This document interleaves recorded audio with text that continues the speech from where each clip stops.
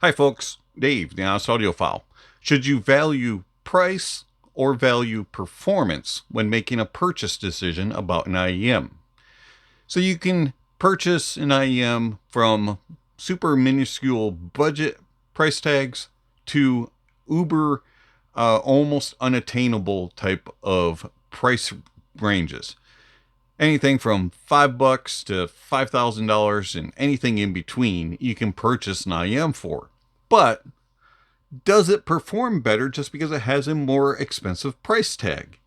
And where do you value the differences in performance? And really, what goes into how it performs?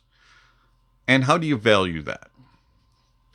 So let's first start with the more obvious things. What makes things super expensive? And most of the times it is differences in components, and also the R&D and the research and the development and all of the painstaking labor that goes into creating the product. And if something's more custom made, or if it's a particular niche product for a certain type of genre of music, or for certain types of performers or artists or particular musicians, things like that, it's going to cost more because it's more personal. Also, the components themselves, depend on what quality you get and where you get them from, things like that are going to add into the cost. And then you have the just more things like different techniques of the tubes and the valves and the wire solder and all that kind of stuff that is used also can add into the cost. But when it really comes down to the nuts and bolts of things, does it perform better? And oftentimes that relies on the tuning from the manufacturer, or the what they intend to market it for, and is it worth the money in that person that's purchasing it, in their opinion. And you know subjective, very subjective. And as a consumer, you have to kind of have a budget. You have to know what you're seeking as far as sound, and you have to be willing to kind of try various things. And then also, you may have preferences in manufacturers that you like, and you may have preferences in actual tunings, and all kinds of things go into play. But ultimately, it comes down to the consumer having an idea of how much they want to spend, and what they're willing to spend, and why, and what they're seeking.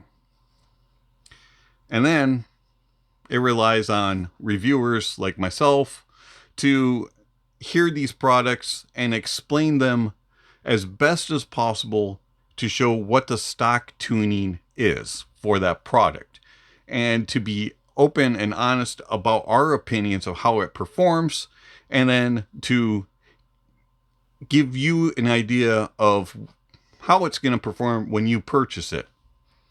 Now, we all hear things differently. We all have differing gear that we're using. We all have different music that we listen to.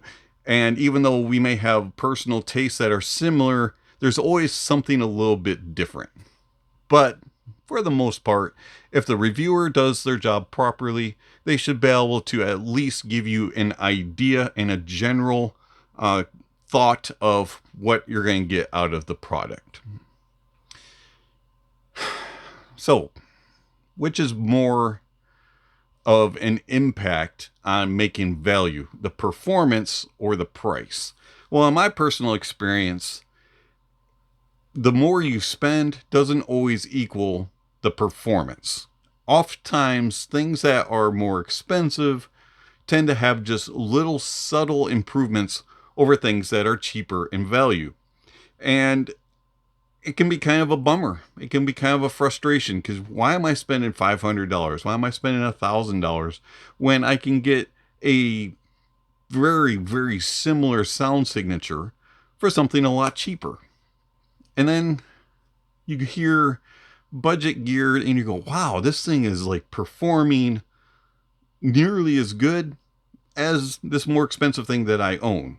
So why do I own this more expensive thing? And Is it because of how cool it is and you're able to go, I own this? Or, hey, I just like expensive stuff. I have to spend my money on something, so why not treat myself to the cool stuff instead of buying this, peasantry, cheap stuff. And, you know, oftentimes you don't have to spend a whole lot of money to get a really good sound.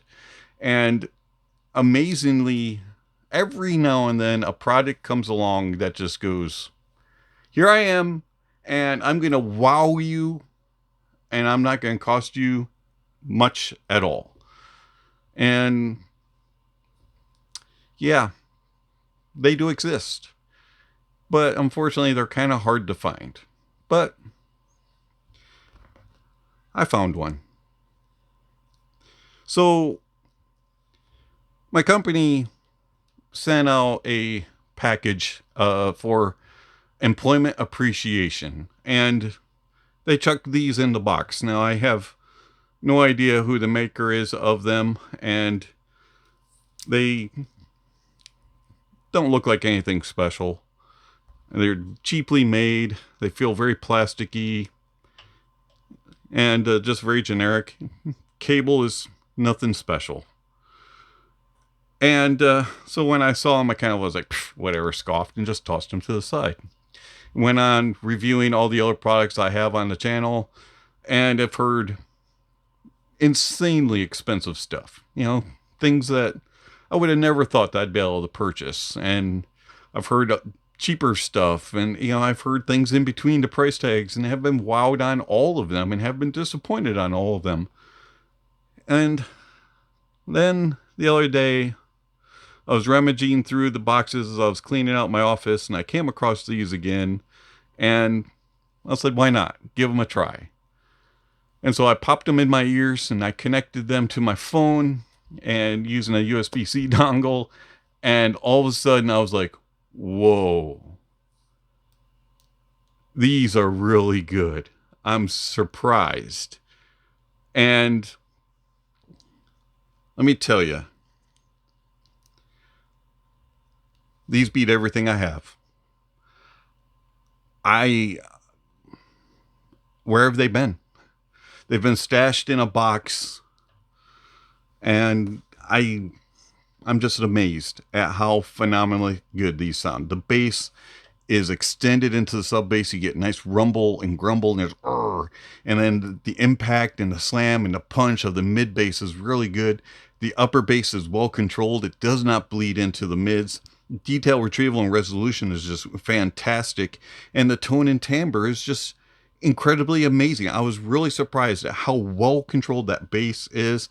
Normally when you get cheap earbuds like this, the bass is all bloated and just a mess, and these aren't. These are very well controlled, and they have insanely good tone and timbre, and details and resolution is phenomenal. The mids have a very natural kind of lush romantic side to them, and everything just kind of fills you with this nice note way, and it just kind of puts you in the moment, and you can just relax and just go, oh, the singer is right here. If you're listening to like Michael Bublé, Michael McDonald, somebody like that, the singer is right here, giving you this personal, just right in the room type of concert. If you listen to Diana Krall, she's right here giving you a personal, just intimate type of concert in your ears. And it's just so fantastic. The tone and timbre is very natural. And just like the bass, it has good details and resolution. There's nice air and space. And overall, it's just a very pleasurable, intimate mid with great note weight and presence.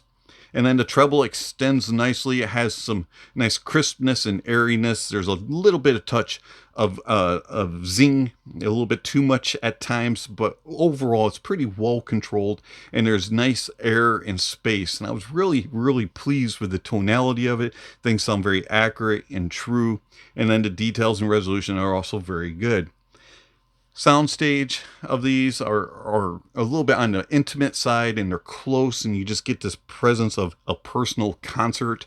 They're not the widest, but you get this nice intimate little personal concert, and everything's right here in front of you. It tracks okay. It's not the greatest in placement. You get right, left, and center. It's not 3 blob, but it's pretty close to it. You have okay depth. It's more about the presence and being right here. It has a very strong focus on things. It does good with layering, separation, and isolation of instruments and vocalists is good. And then, as mentioned, detail retrieval and resolution is very, very nice. And I found that the tone and timbre is very natural. I was really surprised at these, and they just beat everything. They just put me in this spot. And it reminded me that you don't have to pay a fortune. In fact, you can get something for free, and it can be dirt cheap. And it sounds really good and can impress you. And price tags really don't matter. It's about the performance. It's all about the performance. And I would, when searching for a purchase and looking for gear to buy, I would consider the performance that's being explained by a reviewer the most important, not the value. Because if it's dirt cheap or mega expensive, you can have clunkers in both, and you can have amazement in others, and then you can get something super uber cheap and be wowed. It's been Dave, the Honest Audiophile. Thank you for watching, and I'll catch you on the next video. Speaking of next video, somewhere on screen, subscription links, notification bells. If you haven't already, please check those off. Don't forget to give a thumbs up or a thumbs down to the video. Check out all the links down below. There's all kinds of information on there regarding how you can contact the channel, follow the channel, support the channel. Speaking of supporting the channel, I want to thank my supporters through Patreon and YouTube memberships. Thank you very much for all that you provide to the channel. It is much appreciated. Thank you very much. If you're interested in supporting the channel, there's various ways that you can do that: through one-time gifts, through PayPal, Venmo, or you can do monthly subscriptions with Patreon and YouTube memberships, where you can get access to videos early, and also you can gain access to my private Discord server. Also, check out the links down below. There's other information like gear recommendations, tier recommendations, and music recommendations, and gear rankings, and all kinds of other things are listed down below. So check out those links down below.